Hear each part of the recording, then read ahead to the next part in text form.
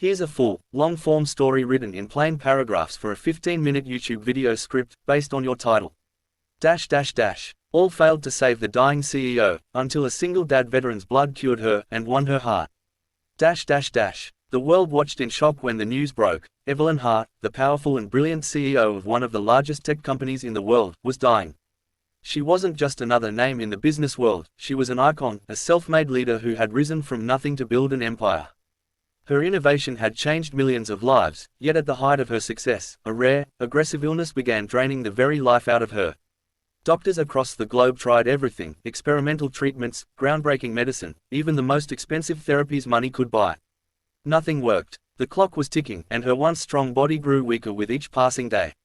Evelyn had the world at her feet, yet in her hospital bed, she felt powerless. She had built machines to connect humanity, but no machine could save her now. Behind closed doors, her board members whispered about her replacement, the media speculated, and her competitors waited like vultures. For the first time in her life, Evelyn felt abandoned, fragile, and utterly alone. And then, in the most unlikely way, hope appeared. Miles away, in a quiet town, lived Daniel Cross. A former soldier, a decorated veteran who had seen the worst of war, Daniel now lived a very different life. Widowed young, he was raising his 8-year-old daughter, Lily, on his own. To the world, he was just another single dad, juggling school drop-offs, night shifts, and the constant weight of past battles that still haunted him.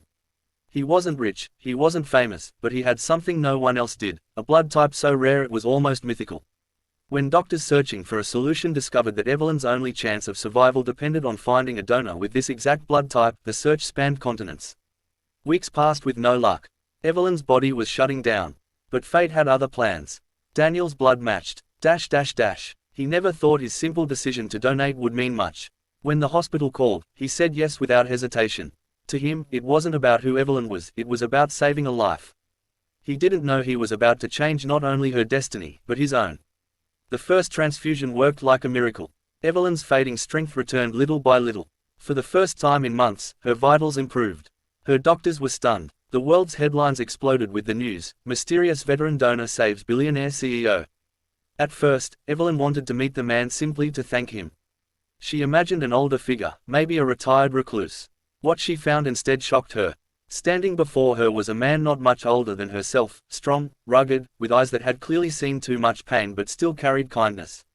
Beside him was Lily, a little girl with golden laughter who clung to her father's hand. For Evelyn, it was disarming. She was used to boardrooms and billionaires, people who treated her as a deal, not a person. Yet here was Daniel, humble, genuine, treating her not as the CEO, but as simply a woman who needed help. Their worlds collided. Evelyn, surrounded by luxury, and Daniel, living paycheck to paycheck, could not have been more different. Yet, as days turned into weeks, she insisted Daniel accompany her for treatments. She found comfort in his quiet strength, in the way Lily made her laugh when everything else felt like a burden. But it wasn't easy. Evelyn's board of directors didn't like it. They whispered that her reputation would crumble if she was seen with nobody. Reporters hounded Daniel, painting him as an opportunist. Some even suggested he wanted her fortune. And Daniel himself battled doubts. He wasn't rich, he wasn't powerful, what could he possibly offer a woman who had everything? On the other side, Evelyn faced her own struggle. For years, she had been told that vulnerability was weakness. She had armored herself in power, success, and control. But here was a man who saw through all of it, who reminded her of the humanity she thought she had lost. Loving him meant letting go of her walls and risking heartbreak. The biggest test came when Evelyn suffered a near-fatal relapse. Her body rejected another treatment, and only Daniel's blood could stabilize her again. But this time, it wasn't safe. His health was at risk if he gave more. Doctors warned him, one more donation could weaken him permanently. Daniel had a choice: protect himself for Lily's sake, or risk it all for Evelyn. That night, he held his daughter close. Lily looked at him with wide, innocent eyes and said, "Daddy, you always taught me that heroes help people, even when it's hard. You're my hero." Those words settled his heart. He walked back into that hospital and told the doctors to do it. He would give his blood, no matter the cost. The transfusion worked. Evelyn lived. But Daniel collapsed afterward, weak and pale. For days, Evelyn stayed at his bedside, refusing to leave, holding his hand the way he once held hers.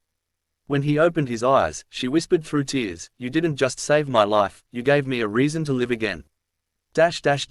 Months later, Evelyn returned to her company, but she was no longer the same woman.